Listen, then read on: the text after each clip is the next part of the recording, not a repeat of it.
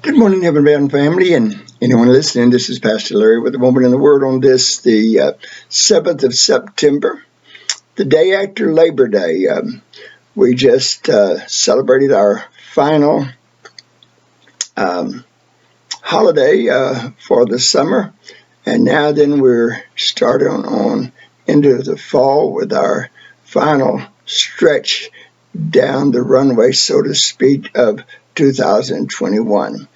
And how will we end when December 31st come and we get ready to enter into 2022?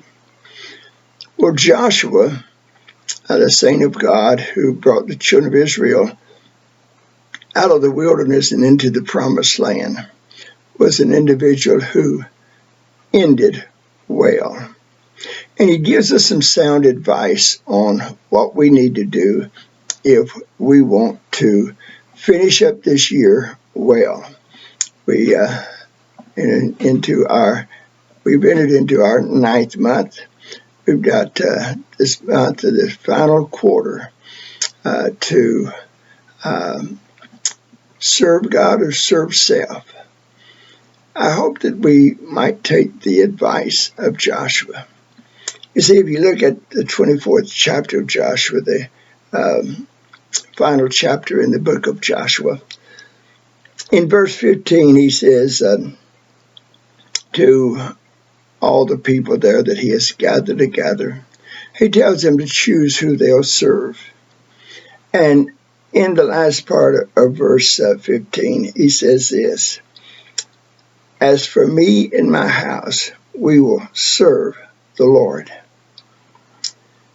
If we follow the life of Joshua, we find him as a young former slave coming out of Egypt under the leadership of Moses.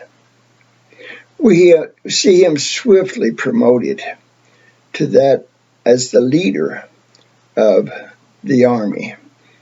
And when the first enemy comes out to fight against the children of Israel, God tells Moses, Moses tells Joshua to get you some men and go out and fight against the Amalekites. What a courageous young man this was. He had no military training. He had no men behind him who had any military training. The only weapons he would have had would have been weapons that he might have scavenged from that washed up on the banks of the Red Sea there, where the army of Pharaoh had been drowned. But he goes out and he wins a great battle. As Moses goes up on the mountain and prays, Joshua fights. And with the help of Moses, Aaron and Ur holding up Moses' hands as Moses prayed, God gave Joshua the victory. The next time we really run across Joshua is at Mount Sinai. Moses is going up on the mountain. He's going to be up there 40 days. He takes Joshua with him. But about halfway up the mountain, he tells Joshua, "You wait here, and I will go on up and visit with the Lord." Moses goes up. He spends 40 days up there with the Lord, growing in the grace and knowledge of the operation of the Lord, the plan and the purpose of the Lord. Down at the bottom of the mountain, Aaron and all of the people down there have decided that Moses is gone, and they petition Aaron to build him a golden calf. And you're probably familiar with all of this. Where's Joshua? Well, my friend, we don't hear a peep out of Joshua until Moses starts back down the mountain. And lo and behold, Joshua is right there where Moses had left him 40 days earlier. and told him to wait there for him. What patience this young man had. The next time we really have an incident in Joshua's life is when the people come down to Kadesh Barnea, ready to cross over into the promised land, and Moses sends out the 12 spies. Along with them is Joshua and Caleb. When the 12 spies come back, 10 of the spies says, we can't go in. The people are giants, are behind walled cities. They will devour us up and eat up our children and our wives and our children. Joshua and Caleb came back, and they saw the same giants that the others had saw. They saw the high walls there around the cities. But something else they saw that evidently the other 10 spies didn't see. They saw the magnitude, the greatness of Almighty God. And when the others tried to convince the people to go back to Egypt, Joshua and Caleb said, hey, we can go in. God has already given them to us. They're bread for us. Unfortunately, the 10 convinced the people, and they rebelled and would have stoned Joshua and Caleb along with Moses and Aaron. But God intervened.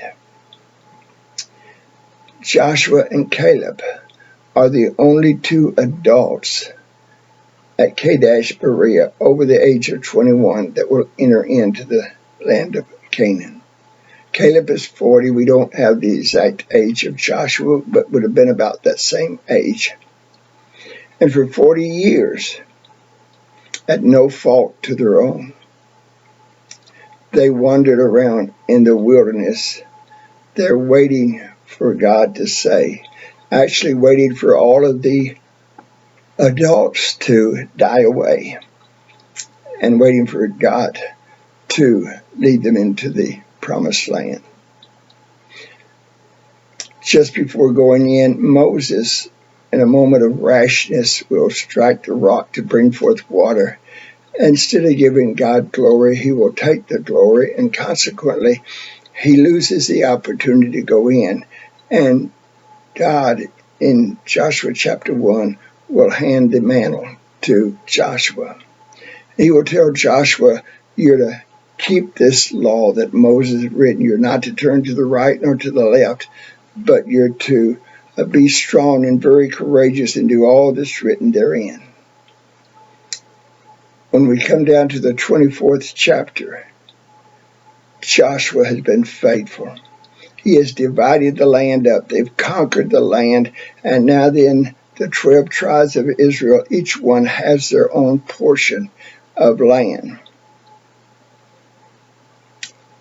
And the last words we hear from Joshua, if we go back to verse 14, just before he says, as for me and my house, we will serve the Lord.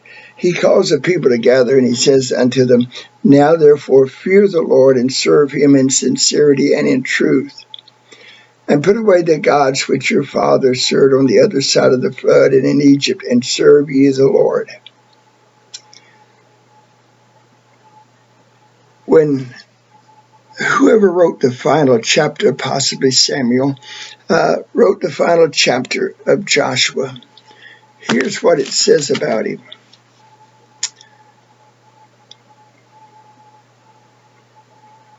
In verse 27 or verse 29 it says, and it came to pass after these things that Joshua the son of Nun, the servant of the Lord, died, being 110 years old. And they buried him in the borders of his inheritance in Timnath Serah, which is in Mount Ephraim, on the north side of the hill of Gaash. And Israel served the Lord all the days of Joshua, and all the days of the elders that overlived Joshua, and which had known all the words of the Lord that he had done for Israel. My friend, what a marvelous way to finish well. I trust we're going to have more than just one more season. That's in God's hands, whether we do or don't. The important thing is that no matter how many years we have, if we're going to finish well, we need to start now if we haven't already. And we need to determine that if God gives us another day, or if God allows us to reach 110 years old, we're going to do all that the Lord tells us to do. We're going to finish well. Hey, this is Pastor Larry with a moment in the Word. Go forth today. Bless someone. It'll bless them. It'll bless you. It'll bless God. And God will hold you in his favor. And God will bless you in all that you do. God said to Joshua, be very strong, or be strong and very courageous to serve the Lord in all that you do. That's my prayer for each one who listens to this, that we will be strong for the Lord, very courageous to do all that God tells us to do. And then as a legacy, we can leave a life behind that will say, we finished well. God bless you.